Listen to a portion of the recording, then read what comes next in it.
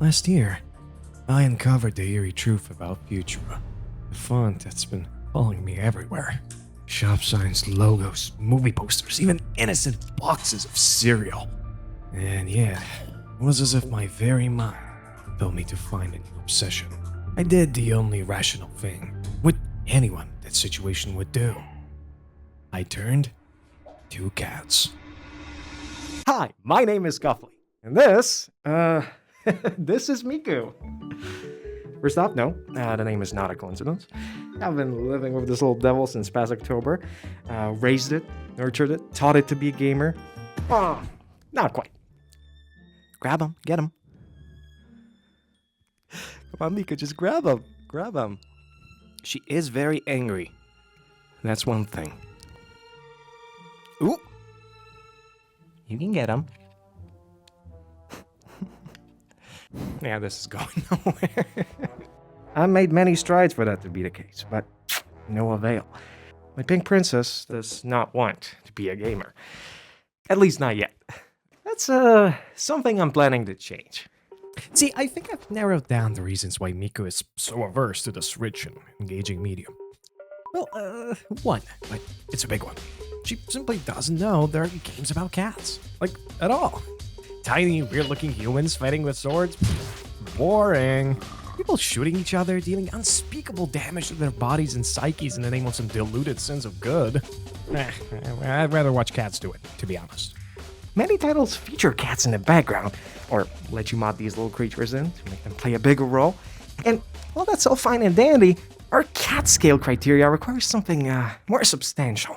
Something that would make even Miku impressed. So, here are my picks for top cat games of all time. Not really, just really fun cat games I can easily recommend if you haven't checked them out. I think it's too late to change the title anymore. Oh well, maybe next time. Enjoy. Gotcha! We're not starting with Stray. Come on, that would be too obvious. Too on the nose.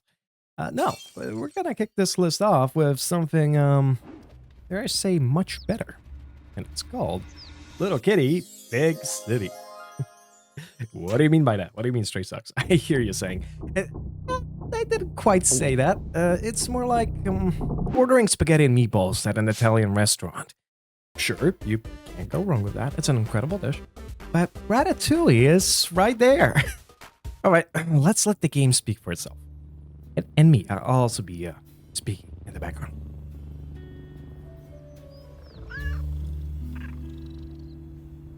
Oh no. Oh, this is not gonna end good.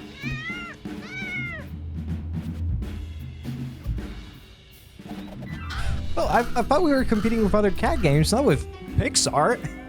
It's just so well animated. All right. Hello. Oh, I can jump. That is so cool. See, in Stray, you're much more limited with the way you can move. So, for example, you can only jump on specific objects. Okay. Well, I didn't expect that to happen. I'm just, checking all the mechanics, seeing the possible speedrun struts. Yes. That will certainly be a time saver. Yeah, one thing that's really interesting is that every single game where you play as a cat has a different button prompt for the meowing act. So here it's the triangle button on the controller, whereas in Stray it's the circle. And they should be unified, maybe the EU finally does something about this. Oh my god! I just pressed a random button. That is so cool. Okay, how do I do that again?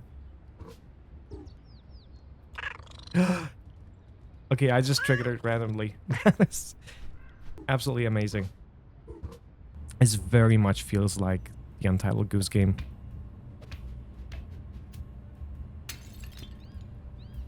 Doesn't even care. Well, I'm gonna make you care. I'll break everything here. Everything you own, your family. Oh, we're dealing with a painter. See, I can help you, pick out the colors and whatnot.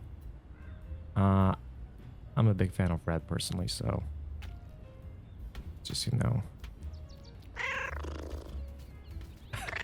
sorry, didn't mean to do that. I just do that sometimes. Yep, there I go again. Let's get some of that red going. What? I liked it just a second ago. Ooh. A secret passage. That's so cool.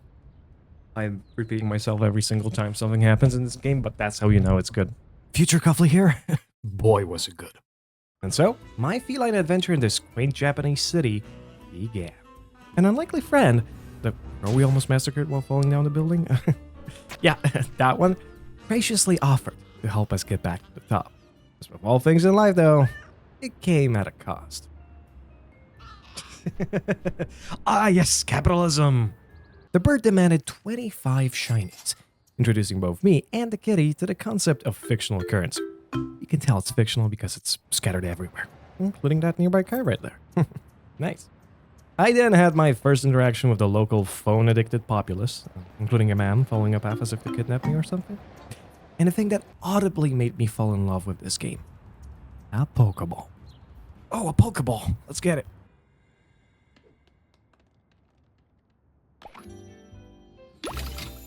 Oh wow, I get to wear it? That is incredible.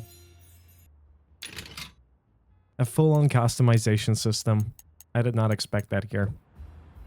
Do you need any more reasons for me to say this is a better game than Stray? I mean, come on. I might be exaggerating here, but I really love this. Sure, did I wear the first hat you get for most of the game? Yeah, that's true. But does it still make for a great, fun collectible that allows you to flaunt a bit of your personality? Yeah, that too. Both hats and emotes are rewards for completing side quests and missions all around town. Hell, riding the recent wave of Elatro cameos in other games, there's even a unique Joker hat. Unless they're lying in the end credits and it's just a regular clown hat. You never know. It makes for the only cosmetic in the entire game that does something outside of making your kitty look good, as it adds a secret mischief, tracking every time you make a human fall down to the ground. Truly devilish stuff. As for emotes, you can do them on the fly and they really make you feel like a cat. People can take pictures of you. In exchange, you can nuzzle them or quickly introduce them to the pavement. Oh my god. Okay, I'm sorry. I better run now. Yeah, she probably deleted that picture off her phone immediately after. A lot of options here. And that's all without mentioning story missions. There's tons of animals to talk to here and do quests for. Some of these are real wacky. Only get progressively more insane. Without spoiling too much, let's just say the Tanuki mastered interdimensional travel through an underground network of wormholes. The ducklings are officially certified gamers. And even bugs in Japan know what LOL means. Truly a utopian version of reality.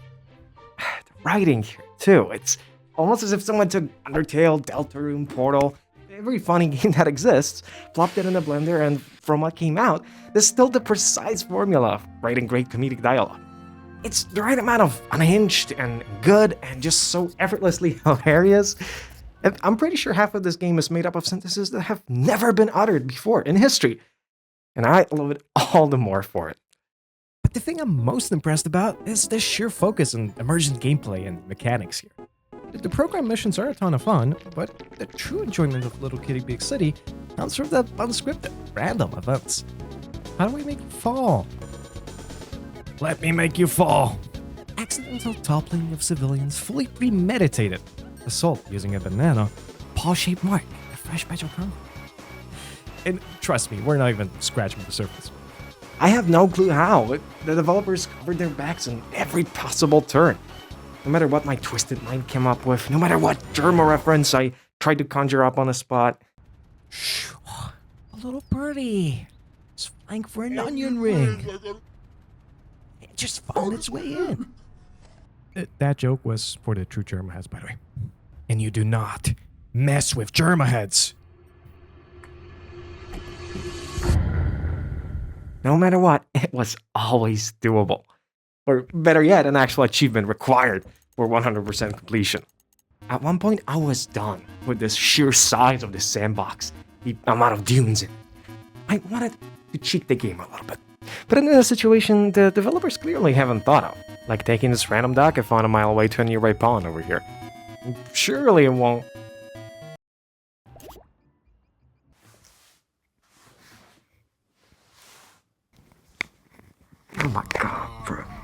And sure, there are some technical issues like this duck going on an incredible archwalk here.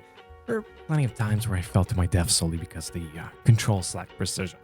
Or just simply glitch out. But despite all of its shortcomings, Mix City gets an easy S tier. There it is, it's on there. It's funny as hell, weighs just 1.2 gigs. Its intro alone is enough to make you absolutely adore this game. And, you know, a few other things. So yeah, with all Big City achievements under my belt, let's move on to another game I 100%ed a while back. Cats Organized Neatly. Hello everybody, my name is Markiplier, and today we're playing Cats Organized Neatly. Oh, there's gonna be a second one. Cool. I'm gonna be playing that. Yeah, so this is a little puzzle game that I found while being bored one time, and I just love it. I think it's ported from mobile, but you can play it on your PC. And there's even spin-offs, you know, you've got birds, you've got dogs. I think it's pretty much the same game, you know, just like copy and pasted with different assets. But it's fun, you know, you get to choose what kind of animal you like the most, so that's cool. That's cool. All right, let's jump into it, you know, let's, without further ado, let's get this. Oh, what is this? Level 80? I think I've played this before. No, we need to start a new save. Oh, let's go back. Chapter 1, that sounds like a good start. Okay, So the gameplay is pretty simple. I don't think I need to explain anything. You just move these little fluffy felines to the correct positions, and you can flip them all the way you want. Amazing, you know. This is peak gameplay, I think. Trust me, this gets like, it might not be obvious by now, but this gets real challenging real fast. We flip this guy here. Can't be upside down or else like all the blood will come to his head. We don't want that. All right. Whoa, what is this? Hello? So I'm guessing that's supposed to be the tail, but what is that?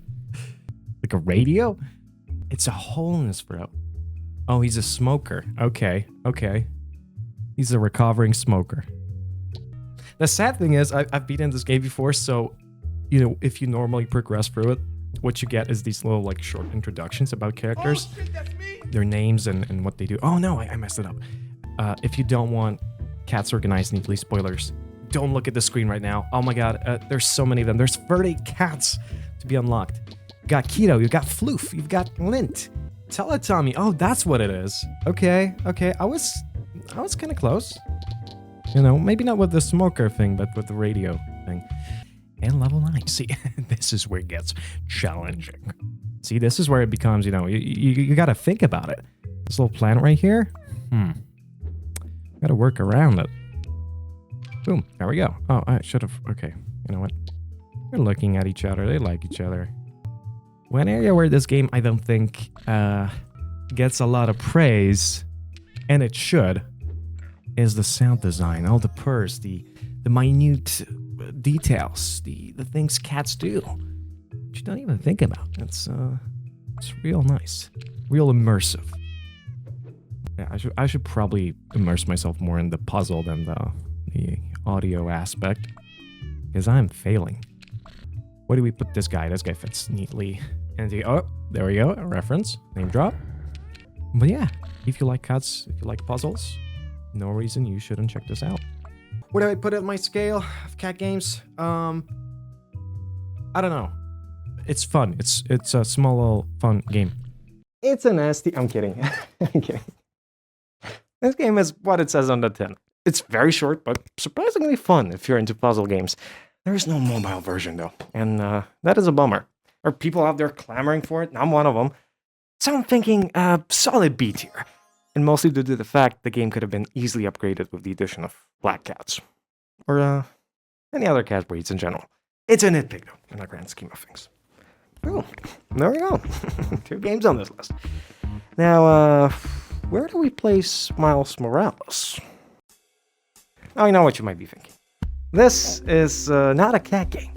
You jump and swing and hit bad guys. Very classic cat-like things. But it surely isn't enough to call it, you know, nah. Well, you'd be wrong.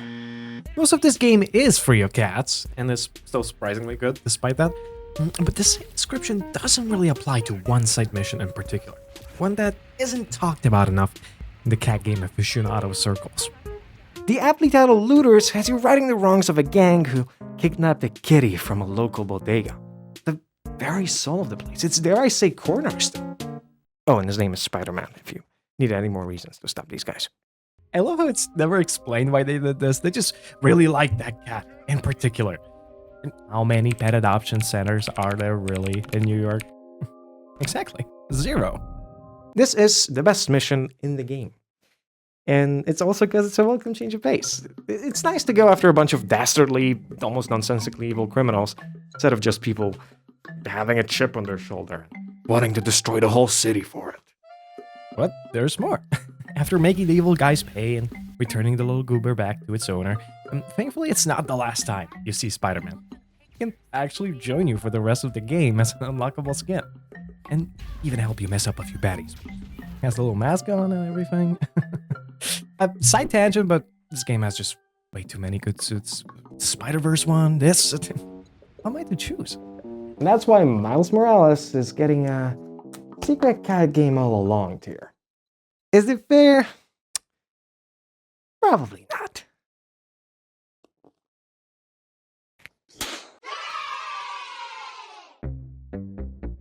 Is anybody surprised Night in the Woods is on this list?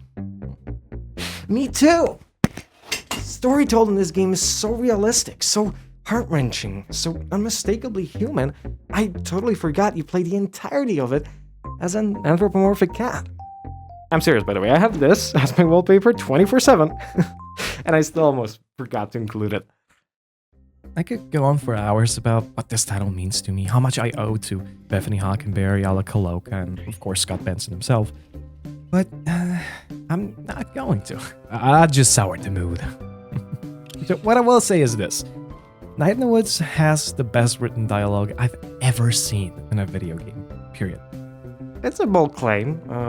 Not the first on this channel, definitely not the last, but I must stand firmly by it. Between lines about having cups on your ears or your father teaching you how to throw knives to make you less gay, you get dialogue that touches on deeply relatable issues. Questioning your own self-worth, aimlessness, and lack of prospects exacerbated by coming back to your hometown that, for the first time ever, feels alien. Like it doesn't want you here anymore. Then again, it doesn't want anyone. The more you play, the more obvious it gets. Possum Springs is eating itself alive. Townsfolk who couldn't afford to leave grow progressively more desperate, restless. Those long disillusioned but lucky to have the means left never to return. And sure, we got nationwide restaurant chains now. Donut Wolf is right around the corner, and so is the highway, connecting us to the outside world. With the advent of the internet, it's easier to forget this place has its best days long behind it. But eventually, you do snap out of that illusion. And when that happens, what's left? Just like with Gravity Falls or Undertale, I don't know what kind of person I'd be if not for this game. So it's a very personal S tier for me. You might disagree with that, and that's fair. But if you haven't played it, go into it blind. Please do yourself a favor and try it out. I promise you, it's very much worth it. And on that positive note, we move on to Stray. For real this time.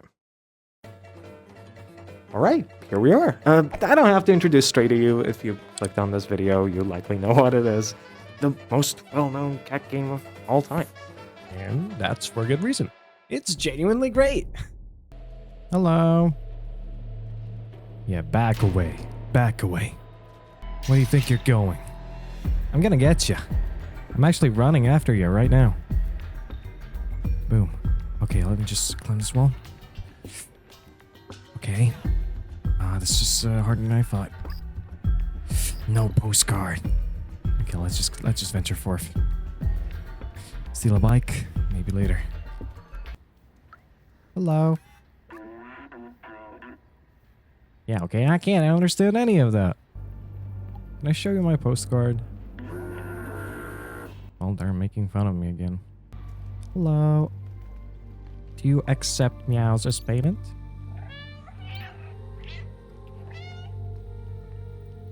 Yeah, I thought so. Do you want to see my postcard? No? No. Well, this game is going down my ranking. I thought I could do that. I'll never stop trying. Come on. I can now attest, because I've played this game before I had a cat, but these physics and animations are spot on. When I see Miku jumping, it's pretty much just this. Oh, and this, a lot of this, a lot of this. I'm an alcoholic. Is everyone an addict in this city? I mean, how else do you explain all this? Well, you don't, because it's true. It's even part of the lore. But this game has way more going for it than just that. You can enter random flats, destroy them, rob people, and type out the entirety of Shakespeare on a keyboard. Basically, live out your lifelong fantasy of being a cat. Which, as people like SkillUp point out, is surprising in a sense it hasn't been done many times before. The way cats behave lends itself shockingly well to video game movement. And yeah, Stray didn't invent feline protagonists or anything, but it did combine a few crucial things like playing as a real, non-anthropomorphized cat, deliberately reproduce movements with real-life reference as a basis. Ooh, ouch. Oh, that wasn't part of the mocap session. Miku! Come here. You want to join me? That's Miku right there. Hello. Say hello. Say hello. Please say hello. Can you say something? Sure, you can't chase your tail as in a little kitty big city, but playing devil's advocate here, in that game there are no buckets to zipline with, no robots that'll play you a guitar ballad while you lay cozily next to them, and no head grabs. Which, actually, the last one might be a good thing. Whoop! No! Miku! Oh, oh no! So, coming back to our scale, while it's not my favorite cat game in the world, Stray rightfully deserves a place in the spotlight. It weighs, again, just 6 gigabytes. Respect. It has that one Gravity Falls reference that's very prominent, so I can't hate on it too much. And while the interactivity is somewhat limited, as it is first and foremost a linear adventure game, the team at Blue 12 still finds room to allow for cute and fun character interactions, quirky dialogue, and a fun story all about finding hope despite the odds in life. And rebellion. They're very cool things. A tier. I didn't think the size is through. It's a bit disjointed, but I think you can tell which is which.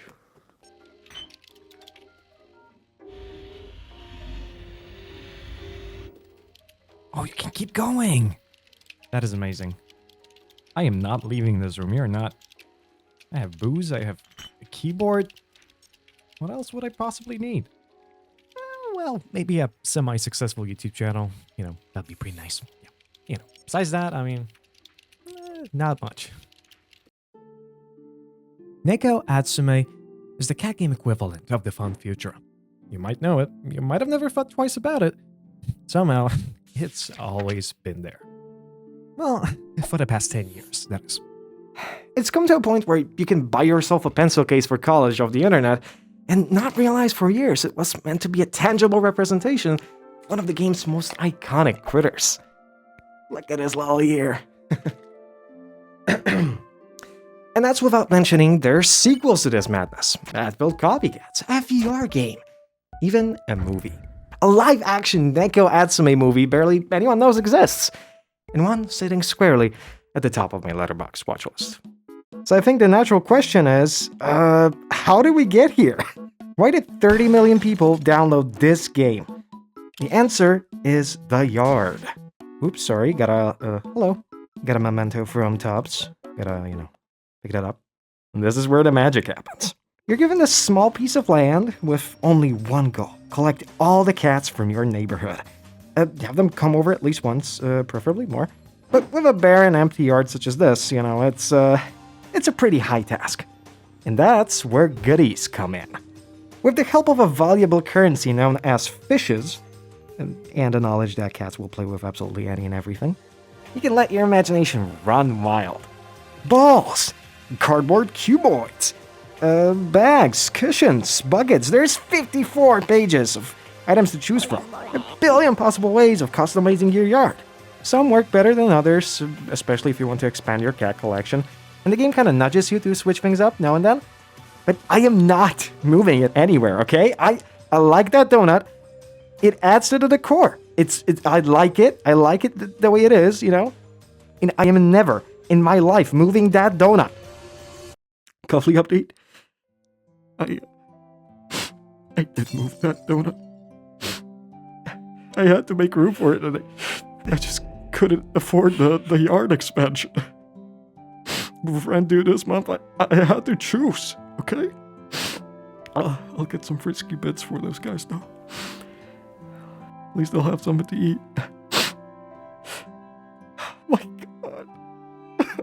Oh, my God.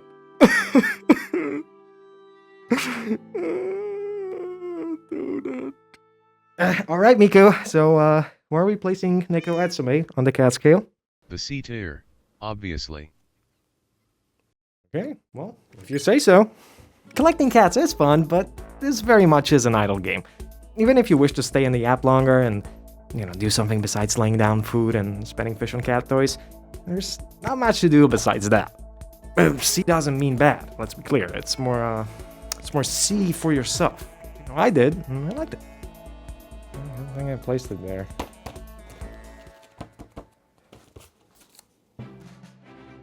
Cat Quest is interesting. Just like Neko Atsume, it's been around for a while. But not only did I never hear of it, or any of its sequels, I didn't know I had it. If you use Epic Games Launcher, there's a non-zero chance you could be in the same situation. I basically redeemed this game that one time it was free. I totally forgot about it. But I'm so glad I did. As in that I got it, not that I forgot about it.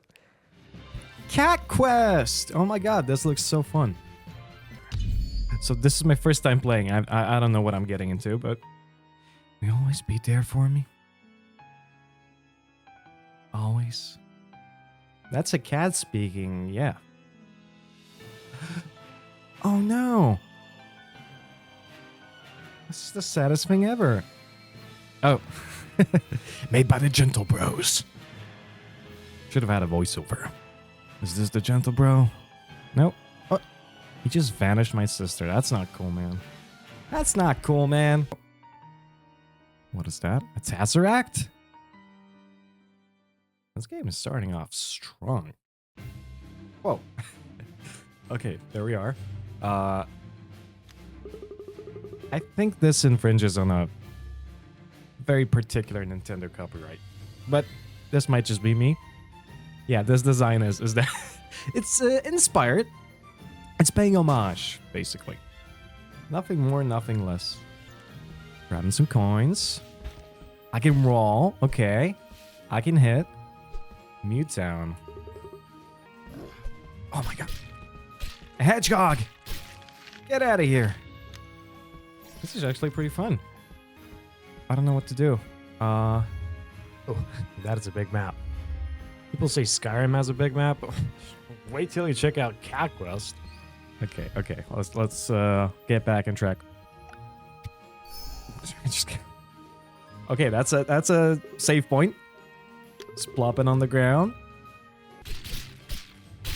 I'm actually kind of ashamed of just how fun this gameplay loop is. Oh my god. There's that dopamine rush. Level 2. Okay. Let's cause a forest fire real quick. This is fun. I kind of downloaded it as a joke. Ritual circle? Oh my god. 5 minutes and I'm already fighting a boss? Okay, well, whoa. Step aside, Dark Souls. This is peak gameplay. What are these bowling balls? I'm sorry. I don't think that was probably explained. The capital. Cool. Can he just slay a dragon? I love how they all look the same. Well, maybe not. This guy has longer hair. No furry way. I'm adding that to my dictionary. And notice, this is a trend, okay? Every single game with cats has amazing graphics. Look at this. Shadow from the cloud. Occludes my player character. Incredible. 10 out of 10. Yes, speaking of 10 out of 10, after those first 10 minutes, Cat Quest seemed pretty funny and absurd. Also teetering on the line of multiple lawsuits. And those feelings never wore off. This game is weird. Hold on. Did they just rip off the Little Big Planet orb sound effect? Is this yet another inspiration that I'm hearing? No, but I mean, really, how weird can something called Cat Quest get? You'd be surprised. There's a not-so-subtle David Lynch reference. Creepy and very not cat-looking creatures for a game about cats. A plot that's... I wanted to say I'll try to avoid spoilers, but do you really care that much about the lore of Cat Quest?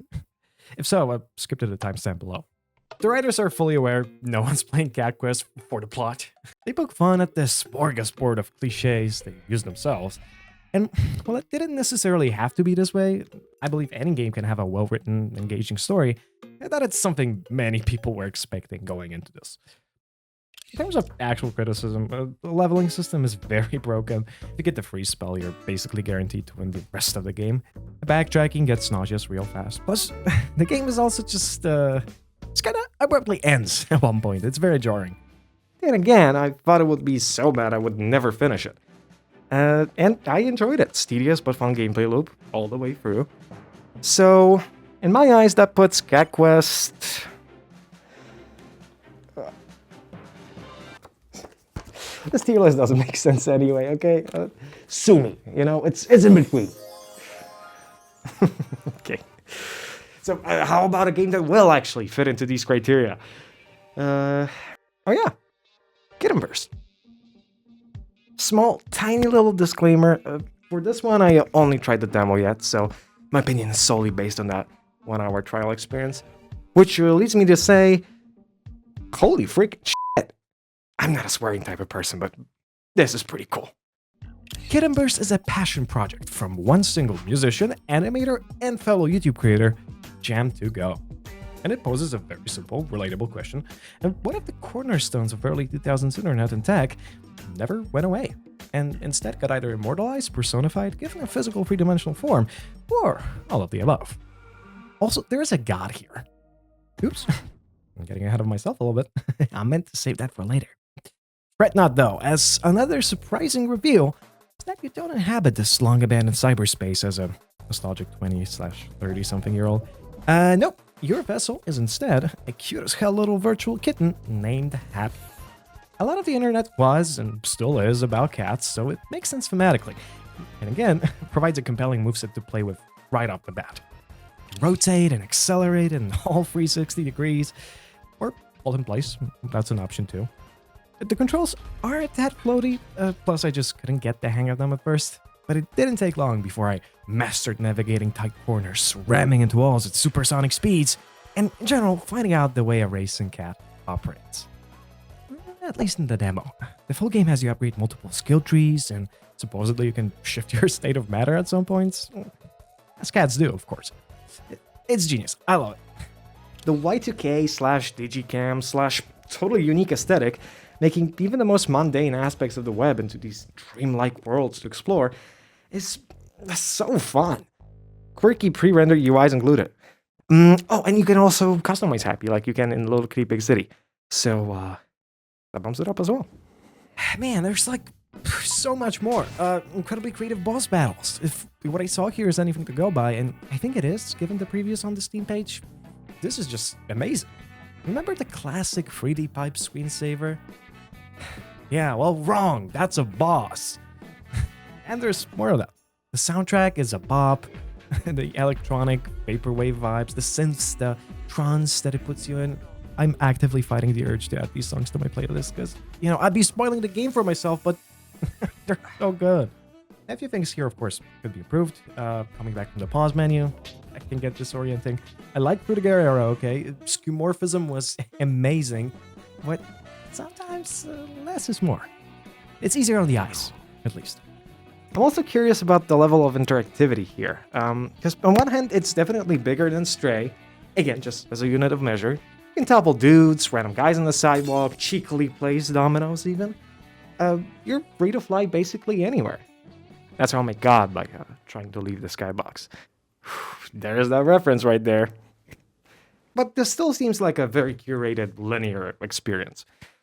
All that is to say, I'm even more inclined now to check the full game out. It's already chilling at the top of my Steam wish list. But where is it on the tier list? On the cat scale? Trademark petting. Good question. I will be playing it, and it's already impressed me well enough. So, I think it be. They didn't have space on this side, so I just kind of had to work around it. And last but absolutely not least, my game of the year. Maybe game of the decade. A GOT, if you prefer. Garfield Kart Furious Racing. Longtime viewers might know I'm deeply obsessed with this title. Nothing else will be able to explain this thumbnail. And what can I say? I enjoy the mantra of hitting Mondays. Lasagna is tasty too, I suppose. However, I was never a racing game buff. I gave Mario Kart a shot, I think, once in my life. And I was too busy playing Minecraft or obsessing about fonts to try anything different. Hyperbole, of course, but it's true I never got to fall in love with the concept of party games. Until this orange cat came around. Holy freaking hell. This brings me back to last year. It does. It really does. Welcome to Garfield Kart. I don't really know what to do, what to say. Oh my god, we have so many... I should probably play the tutorial. Let's do this. Okay. I'm cracked. I'm playing as Garfield. I don't hold back. Oh no, I didn't get the boost. I'm probably gonna lose this. Okay, how do you brake? How do you brake? Oh my god, I don't know what I'm doing. I haven't played this in so long. No! Get out of here. This is a grown man's game. Game for adults. One thing I'm always sad about when I launch this game is that you can't kill other players. Maybe they add it in the sequel. Here's hoping. What do you think? Will Garfield Kart 2 utilize the full power of the PS5? Yes or no? I'm thinking yes. I am begging for ray tracing. I want to see Garfield ray traced. Volumetric fur. Glossy eye reflections. You know, all that jazz. So this one little fun fact about me. Not a lot of people know this, but I used to be a die-hard Odie main in Garfield Kart. This guy. Look at him. And, you know, maybe we should just go back to the old times.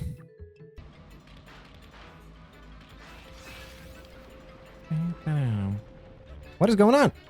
My controller freaking died! Oh my god!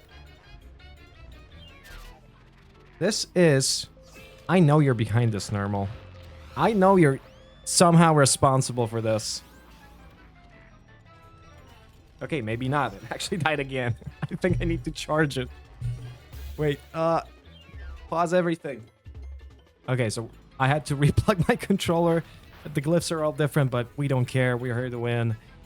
I don't care whether I have to press circle or A. I am winning this. Oh, let's go, double. Okay, what does X mean? That's not X on PlayStation. Okay, I got it. I'm sorry, I never grew up with an Xbox. Yeah, I'm pretty sure we're not winning this one. I don't want to be a Debbie Downer, but I don't think we're winning this one. Oh, there we go. I nailed it. Okay. So for all of you, okay, there we go. Don't look at that. To all fellow Garfield Kart players, if you want to get a little tip, do better in the game, don't play like me. Maybe do. Drift a lot. Remember to press the right trigger when the counter is at 1. Oh my god. Oh my god, please, no! Ah, beats ya. Who's the champion now? Definitely not you. Oh, well, still me. Okay. The Oracle says Garfield is in the A tier. Whoop. Sorry. And the A tier. It's amazing. I wouldn't trade it for the world. It's no S tier though, because, it has normal in it. And I lost too many times to that sucker to be able to forgive this game. It's you, Normal. Oh no, it's Garfield actually. Get these two mixed up sometimes. Mike writes, if you're listening or watching, could you remove him from the sequel? Thank you. With Garf out of the way, we can finally move on to honorable mentions. Spiritfarer, a side-scrolling management game / platformer where whether you don't play as a cat, you instead have a pet one. Daffodil accompanies you at every turn and makes your journey across the underworld all the better for it. Or so I've heard, because I need to come back to this game and beat it. Cat Goes Fishing, I mean, it's a classic. Gato Roboto, I haven't played it, but it looks like a great indie Metroidvania style game I still have on my wishlist. I will get to it someday. And it's very cheap too. Nintendogs and Cats. Classic I never got to try. But I know a lot of people did. Despite cats not playing a major role here, you can only pet them and buy furniture for them to climb on, I think it still deserves an honorary spot on this list. Speaking of, gotta include some real deep cuts. Mappy, the first game with cats as main characters. Definitely the first to have them as the evil antagonists. And Alley Cat, also from 1983. I don't think it's a coincidence. Fighting cats is one thing. Being cats, playing as cats, whew, that is a whole different story. And this game was the first to ever do it. What else? Obligatory Bubsy and Blinks mentions, so people don't eat me alive in the comments. And these two I keep seeing everywhere. I somehow know them, but I don't. Where are they from? Like I read somewhere they are PlayStation mascots, which would explain some of their cameos in other games, but still. And with that, the list is done. I'll keep it and cherish it in a special place, my heart, and also this wall.